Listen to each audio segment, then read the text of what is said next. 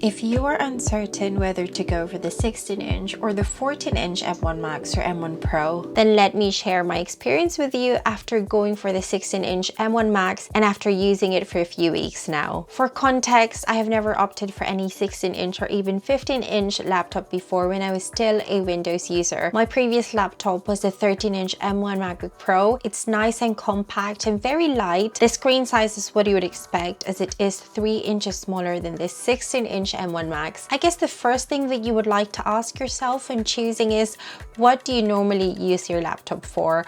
Of course, your preference will also be taken into account, but I guess not unless you edit videos or a lot of photos, or you really do a lot of multitasking, then the 14-inch may be perfect for you. Also, where do you normally work? Because if you have an external monitor that you use every day, you may favor the portability of the 14 inches.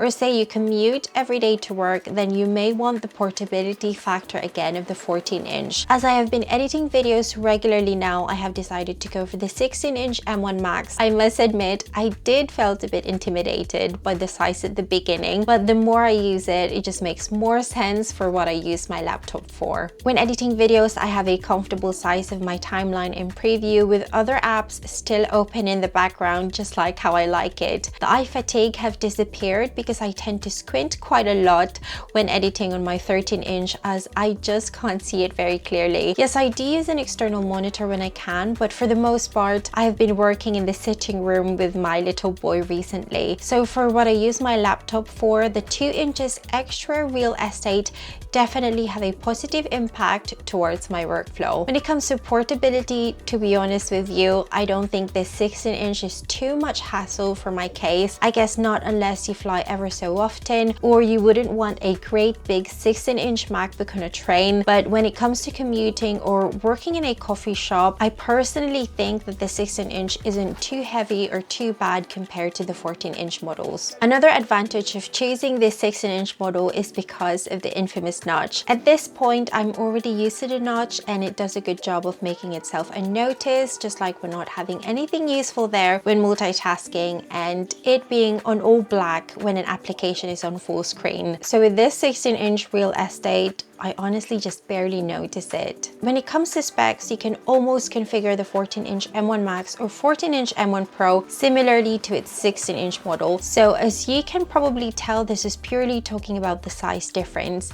Depending on the model that you're going to choose, the 14 inches are a couple of hundreds of pounds cheaper. But if you're somebody who requires a laptop this powerful, I would think ergonomics would come first. So you just have to choose what's truly best for you. Another key difference that I have noticed between the 14-inch and the 16-inch MacBooks are how good the speakers of the 16-inch M1 Max and M1 Pro is. Both speakers are truly impressive, but as the speakers on the 16-inch MacBooks are slightly larger, it definitely sounds slightly better and is truly of studio quality. Keyboards are also slightly bigger, so that may be ideal for you, especially if you have bigger fingers. The trackpad is also larger and is as large as the Magic Keyboard as what I have previously shown you, so it is definitely very comfortable to work on this. And there is a battery feature that is exclusive to the 16-inch M1 Max models, and that is the high power mode.